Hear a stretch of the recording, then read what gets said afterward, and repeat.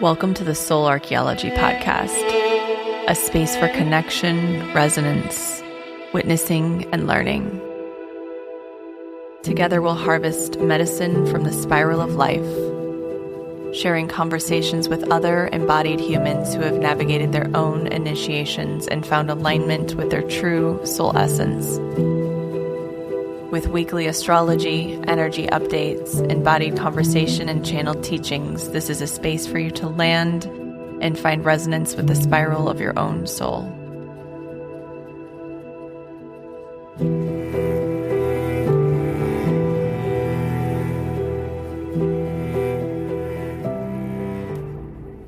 Hello, welcome back to Soul Archaeology. And what a time to be alive.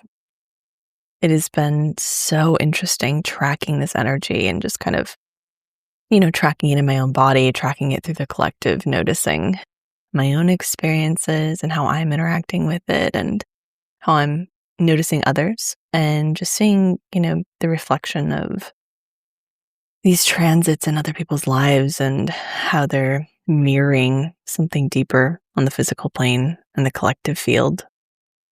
We talked a lot about Cancer in the last episode, the new moon in Cancer, Mercury retrograde in Cancer, what this deep descent is really calling us into, the work that's unfolding and sort of blooming for us to eventually harvest. And we also talked about this auspicious basket being woven in the sky. And I'll talk a little bit more about that, the sort of mechanics of it, but really want to talk about how we work within this new architecture. And we are still very much within the heart of this basket. We're mid-weaving, basically. And that can feel a little weird. We have, the pressure aspect between Jupiter and Pluto, which is a pretty significant transit. And it's something that is kind of being overshadowed by this larger basket being woven. But this Jupiter-Pluto opposition is the handle of this basket. And so we'll break down most of this today. I also have a Substack article that I did that is a very deep dive into the actual mechanics of this basket, how we work with it, how it can be, how it can sort of land for each of us individually, and how to stay anchored during this time, because it's so easy to get swept up into the hype, right? It is probably one of the more benefic, harmonizing transits or formations, configurations we'll have in the 21st century. So I find it fascinating, the timing of it.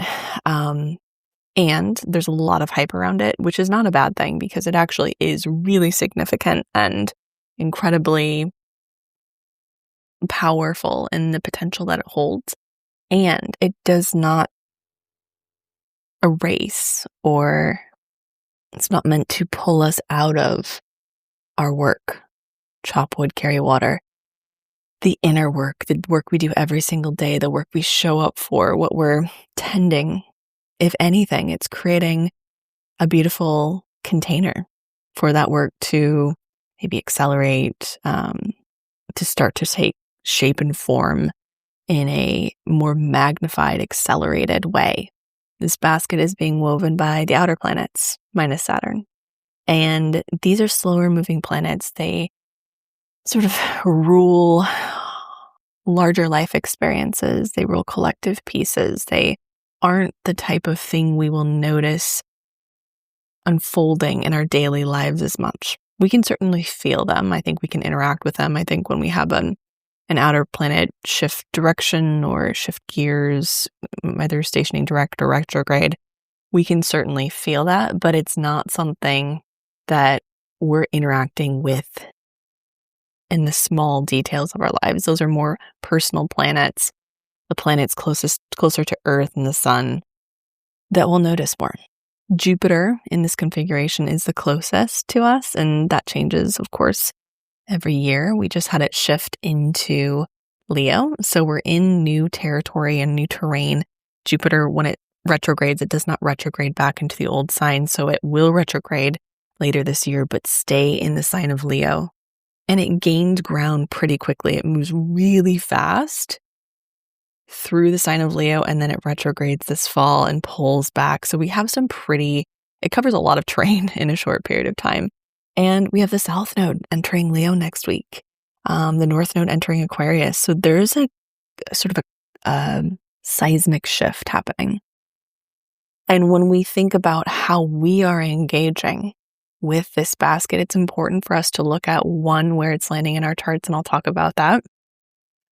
Two, how we're interacting with it, especially in the context of Leo, because Leo is a lot closer to the sun. So this is something we can track a little bit more intimately. And that's why I did this big Jupiter in Leo article for Substack, because I knew that it would be a significant piece and part for us to be working with.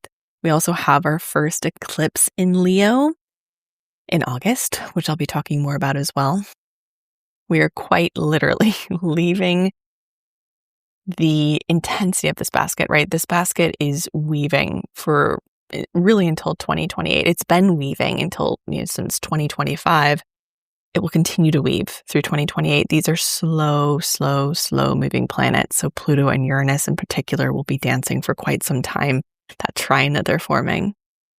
But we move from the intensity of July, the lunar node shifting, this bright full moon in Aquarius we have on the 29th, straight into eclipse season. We're already actually in eclipse season. It started last week. The portal opened last week. And I am actually hosting an eclipse portal workshop, which I'm really excited about. I do that mostly every eclipse season. And so this one feels really significant. And I'll be hosting it on August 9th at 9 a.m. Pacific. It will be over Zoom. If you want to join, I'll share the link in the show notes. I would love to have you. I love these workshops because we get to go really deep for 90 minutes together into the really deep weavings of eclipse season, which is something I'm always really fascinated by, especially because I study the lunar nodes so intimately. And this is going to be a threshold eclipse where we have an eclipse in Leo involving the South Node. And then we have an eclipse in Pisces involving the North Node. So we're working with two different axes here. And so it's going to be an interesting one. And I would love to have you in my eclipse portal workshop, August 9th. So coming back to this week in particular, we have some pretty significant shifts. We have, of course, this right in the center of this weaving of this basket, which I'll talk more about. We have the exacting of Pluto and Uranus's trine at 4 degrees on the 18th. The exacting of Jupiter opposing Pluto at 4 degrees on the 20th. And then on the 21st, we have Jupiter and Uranus's sextile exacting. On the 22nd, the Sun enters Leo. And on the 23rd, Mercury stations direct in Cancer. And then we have a little bit of a tough challenge point. The Sun in Leo is squaring Chiron and Taurus. It's important to remember that this basket really is kind of in its most intense space between the 15th and the 25th of July. But the most intense, like sort of the strongest activation of it is the 18th through the 20th. So we're right in that window. So going back to this basket and what its real purpose is in the sky. Andre Barbault was a mundane astrologer, so he did a lot of predictive astrology. He contributed so much to the world of astrology and modern astrology, and predicted a lot of significant events like the fall of the Berlin Wall, even the global pandemic in 2020, which is pretty wild. He died in 2019, so right before he got to see it actually unfold. he wasn't necessarily a channel or a mystic, but he was very focused on the mathematical geometric relationship between specifically the 5 slower moving outer planets. So Jupiter, Saturn, Uranus, Neptune, Pluto. And basically he would track mathematically through this system that he developed the relationship between the distance between these outer planets, essentially. So he would track how far apart they were, what their specific distance apart relationship at these different points. He actually went back into history and tracked those and could see the exact reason why specific world events would unfold, or plagues, or wars. And it was all fed into this system. And so the system essentially would look at, like I said, the relationship, the geometric, numerical relationship between these planets and the distance they were from each other. And when they were close together, or sort of like bundled on one side of the wheel, he would say that we had points of significant upheaval, like tower moments, essentially, the tower card in tarot. So upheaval, dissolving, breaking apart, rupture. And when they were further spread out or more balanced, especially in harmonic relationships, so trines, sextiles, things that actually are really supportive, when the outer planets formed those type of aspects, it was a time of rebuilding. It was a time of opportunity. There was new architecture being built. So 2020, we had a really intense conjunction between Saturn and Pluto, and a pretty intense conjunction between Saturn and Jupiter in the signs of Aquarius and Capricorn. There's a lot more that goes into it, but I would really recommend going into my Substack article about this specific basket and how the history behind how he formed these predictions. And basically 2026 was a time, specifically right now, July 15th through the 25th, was a time that he tracked to be, quoted, a splendid relaunch of civilization, because we have this beautiful geometric basket being woven between Pluto, Uranus, Neptune, and Jupiter. And they're all forming these harmonious trines and sextiles, besides Pluto and Jupiter, which are opposing each other. Now, it's important to remember, like I said earlier, these are outer planets. So this is something that's unfolding over a long arc of time. This is not something that one day you have a manifestation window and you have to work with it. Otherwise, you lose the magic. That is not the case. Actually, I don't actually ever believe that. I think how we show up in our daily lives each and every day, each and every moment, is way more impactful than what we write down in a notebook on a specific day and time and period. Now, I do love manifestation work, and I do love intentionality and really working with your words and working with your actions and being conscious of these dates and these portals, because they are significant. And astrology is so real. I mean, I know you guys know that because you wouldn't be here if you didn't, but it's so, so real. So yes, it's beautiful to have ceremony and ritual and to signify and sort of acknowledge these specific points in time and history and energy. And don't get sucked into the hype. Don't get pulled out of your center just because there's all this energy here and you have to work with it. This is going to be unfolding through 2028. So what you do from now to 2028 is what really matters. What you do today, tomorrow, Wednesday, Thursday is significant, but you are not going to change your life by doing things completely differently for only 4 days, right? So remember, this is a slower time. We have Mercury retrograding. It's approaching a square with Saturn, or I should say reapproaching a square with Saturn as it retrogrades back. We're still in Cancer season technically. So there's some potent material to work with in our own architecture, our own inner landscape. I highly, highly, highly recommend going back and listening to the last episode if you haven't listened to it, because that's laying out everything I'm talking about now, how you work with that energy, how to work with this energy of Cancer. It is really powerful, especially if you have Cancer placements, Capricorn placements, placements in Aries or Libra. Now, I really see this basket. Like I said, if you want to get into the technical details, go to my Substack. I just did a big article, a deep dive on it. It has a lot more about what exactly these exact transits mean. But for our space here, I think it's better to just kind of go over the global and the personal pieces and parts, how we can work with this new architecture.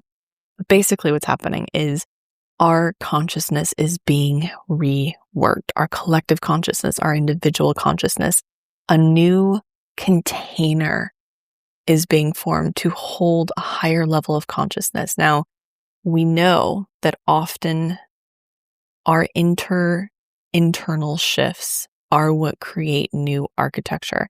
That is absolutely true. We experience these outer shifts internally first, and that's not always a comfortable process.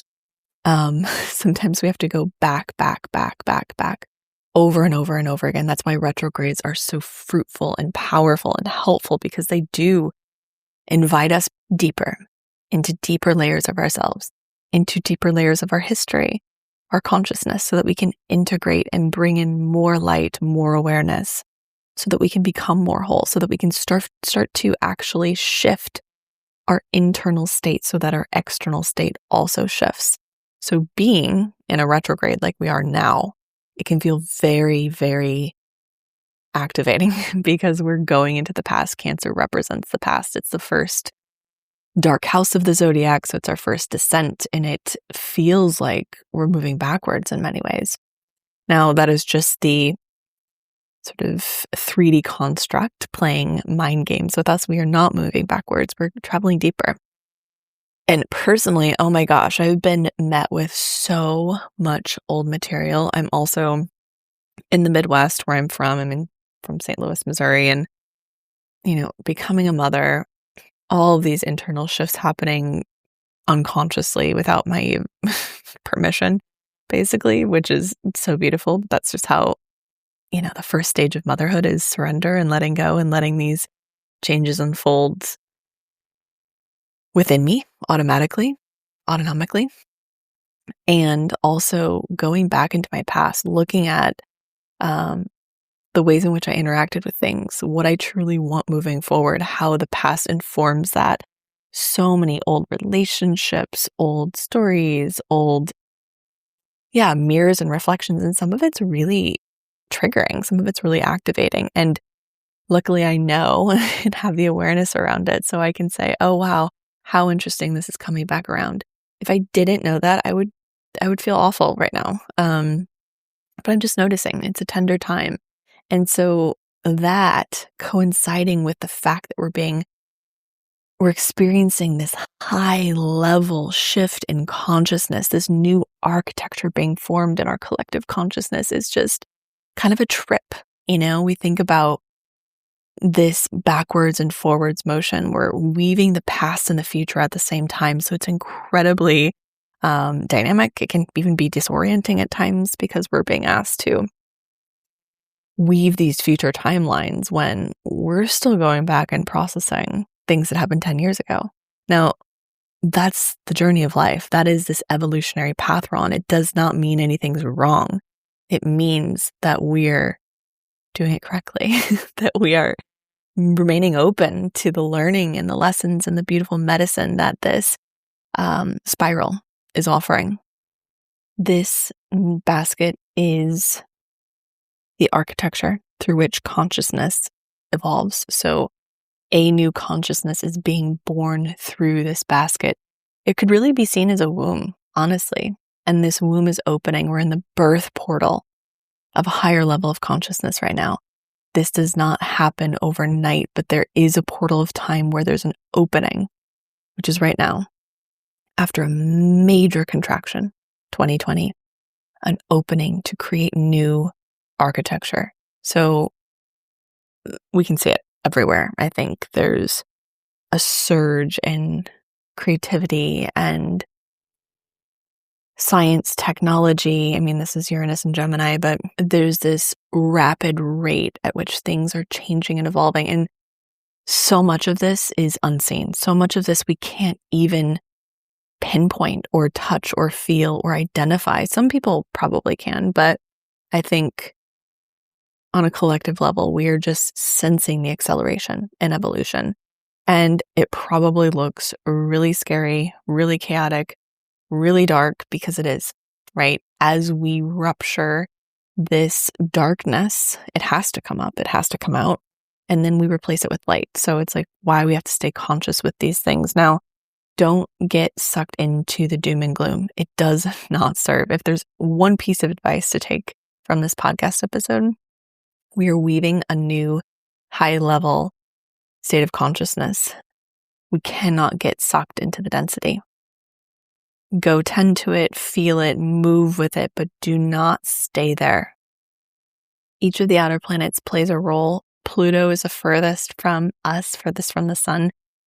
It acts as sort of the evolutionary agent. It is what's telling us what is rupturing, what's changing, what's evolving. And then we have the other outer planets that sort of play their own roles. Neptune is the consciousness itself that's evolving. Uranus is the vehicle for evolution.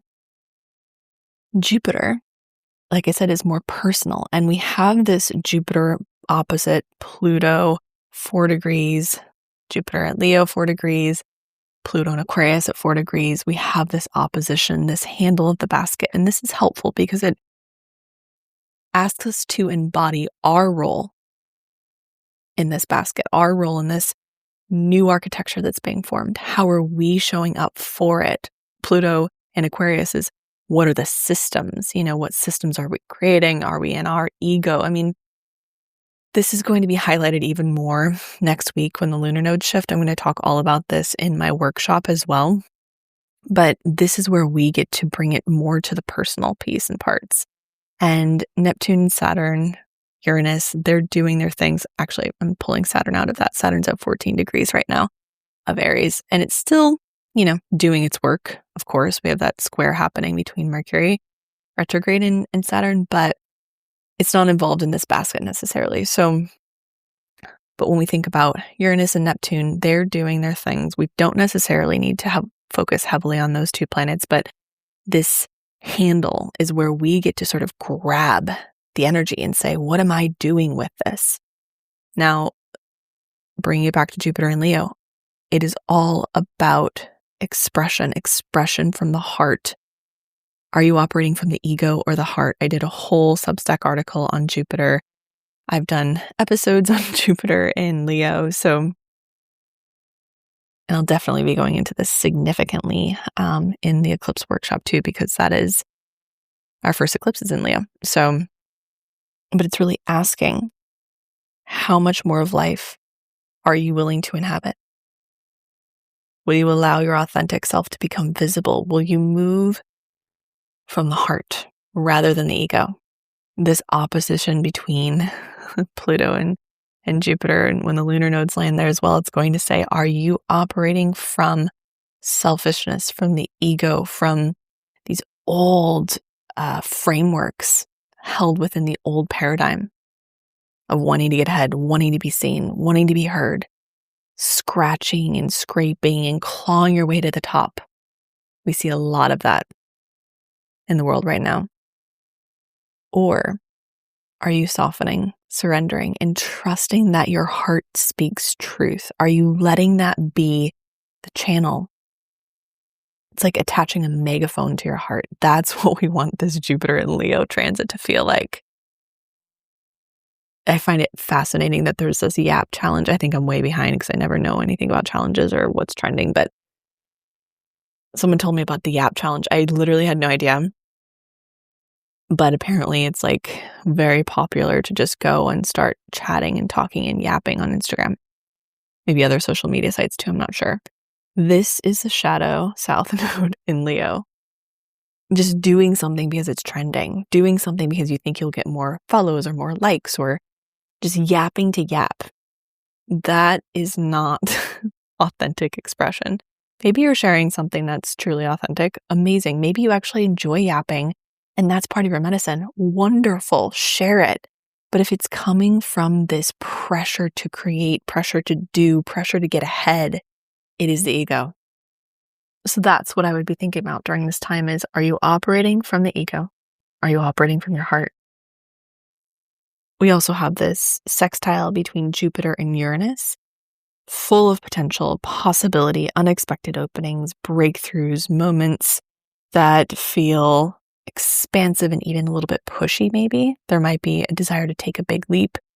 Remember, it's still Mercury retrograde, unless something has been brewing over the last few months. I would not encourage you to launch into anything specifically this week or sign any contracts. But start building things. Start thinking about what's exciting you. What is your heart asking to create? This is going to be helpful with this sextile Uranus energy, Jupiter sextile Uranus. Uranus is change, rapid transformation. It's unexpected change, and Jupiter expands anything it touches. So now this can also be a little volatile. So it's just important to stay grounded during this time and to just notice what feels exciting, what feels scary. What are you going to do with that material and that knowing? As we near Mercury finally stationing direct at 16 degrees of Cancer. Saturn is at 14 degrees of Aries. It's forming a square again to Saturn. We might experience some tension. This is on July 23rd. There might be some hard conversations, some realizations, some breakthrough moments, things that need to be said, things that need to be expressed. You might have some old past information or data that surfaces. When a planet stations direct after a retrograde period, it means it begins to emerge. So a planet's movement from direct to retrograde is a descent, and it begins to appear to move backwards. It's just a spiral downwards. It's a descent into deeper information and knowledge and wisdom related to that sign. So Mercury in Cancer is the heart. It's the mind. It's working with this bridge, understanding our past, where we come from, our mothers, our mothering, our inner mother, our belongingness. When it stations direct again, it begins to ascend. So it begins to bring the material that it's harvested upwards and out. So things we start moving a little bit. We still have a shadow period where Mercury basically has to move back to the place where it started its retrograde phase. And we're still kind of covering old material then. So we have about a 2-week shadow period after it stations direct where it's still collecting data. It's still going over those places again, but in a new way with a higher level of consciousness. Or more consciousness, more light, more awareness, maybe more love, more compassion, more understanding, more patience. And then as we emerge from that place, we add it to the basket. We add it to this beautiful new architecture. And this architecture, like I said, is being formed brick by by our choices, by our consciousness. We are a part of the collective weaving, of course. Our consciousness weaves the collective consciousness, and our choices weave this basket. And what the planets do is they provide an environment, a climate, a weather system that we get to choose how we interact with. So this basket is that. It's an opportunity, a container, a vessel for what we want to create. And as we emerge from this Mercury retrograde, we're immediately met with the sun squaring Chiron. So the sun in Leo, newly in Leo, squaring Chiron, newly in Taurus. This will bring up information and data around our core wounding. If you have a natal Chiron in Taurus, I know many of you do, it will be potent. It's the first sort of illumination of this transit and saying, I'm going to shine a light here. Money, values, resources, how we value ourselves, how we value things, where we place our value, security, safety, the body. the 3D physical plane. This, of course, on a collective level will probably bring up pieces and parts around the financial system, the market, what's happening there. We are in the process of overhauling our entire financial system globally, actually, and installing something new. That is big work. That takes a lot of time. That is pinging our own internal relationship with money, as above, so below. Anything that shifts collectively shifts internally, or pings internally. Anything that pings internally shifts collectively. So the money work we're doing internally, our relationship to money, resources, what we value, is also happening externally on the larger global collective plane. And this can, on an unconscious level, really bring up a lot around safety, security, and money. So if you're feeling squeezed, tight, noticing things around scarcity surfacing, that is right on time. It's here to be worked through. There's a lot of breakthrough points as well around creating new systems with money, new relationship with money. I mean, so many of us have been doing money work for many, many years, so this is not new material, but you might feel like there's a bit of a regression happening. It's not that. It's just an invitation to form a deeper relationship with your sense of security and safety within yourself and your relationship with money. And something I want to note before we go into the oracle reading, but this is a dance between our free will and what's fated. This basket is a field of possibility and opportunity. It's not a guarantee. So we have Saturn in Aries really pulling us into our sense of responsibility around our choices, our free will, what we're choosing. This is why I keep coming back to this, because this is the medicine of right now. Neptune and Saturn in Aries. What are we choosing? What are we choosing to embody? What are we choosing to project? What are we choosing to engage with? What are we devoted to? This Mercury retrograde and Cancer season really brought us into our layers of why we believe what we do, where it comes from. And Jupiter in Leo is saying, okay, how can we move from a place of the higher octave of that? How can we learn from our past and begin operating from the heart, not the wound? This new architecture is in place. It's available. We get to choose how we engage with it. Are you moving from the ego or the higher heart? Are you moving from the wound or the higher heart? That is the question I leave you with.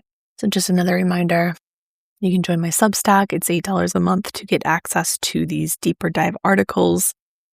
You can become a free subscriber and get access to my notes. I do about 2 per day, and they're just kind of little updates and personal bits and pieces and bits related to the astrology. We also have our eclipse season or eclipse portal workshop on August 9th, 9 a.m. Pacific. Would love to have you there. I love these workshops so much. And there'll be a lot of information we go over. So the card I pulled today from the Untamed Elemental deck is the Pegasus card. And it's all about freedom. And it says, born of the sea, Pegasus is a goddess mare with triumphant angel wings. She is a master at uniting the cosmic and earthly realms. And dressed as a warrior luminary, this noble equine rules the open skies and visits you as you slumber. She is a defender of liberty, willing to carry you above the clouds of the familiar towards your soaring dreams of freedom. She imbues all she encounters with her healing frequencies and offers loyal companionship of those who respect innocence. Pegasus willingly presents what is possible for the evolution of your soul. She's here to escort you into a vast new sense of freedom. Now is the time to declare to the universe that you are complete with your limitations. If you're tangled in a thought or emotion that is holding you back, this is the moment to release it. If you're in a circumstance that you have clearly outgrown, here is a sign that you're ready to move forward. If you're indulging in a habit that you know drains your energy, now is the moment to put it aside. Call upon Pegasus and allow her to take you to the heights of her choosing. All you must do is accept her reins. When it's balanced, you feel connection to your infinite potential. When it's imbalanced, you feel lack, imitation, limitation, addiction, and feeling trapped. To bring into balance, adopt a willingness to release self-limiting beliefs and habits. I feel like we pulled Pegasus not too long ago. I never remember the cards that we pulled because they're just not something that stays in my consciousness, but I'm interested if you guys remember when we last pulled that card, but it feels resonant and so connected to what we're talking about around free will and liberation and truth and choosing where we operate from. That these transits aren't fated, but that we get to choose how we interact with them. So thank you as always for being here. Thank you for sharing this with friends and family on social media. It means so much to me. I'm always so grateful. I hope you have a beautiful, beautiful week, and I'll see you soon.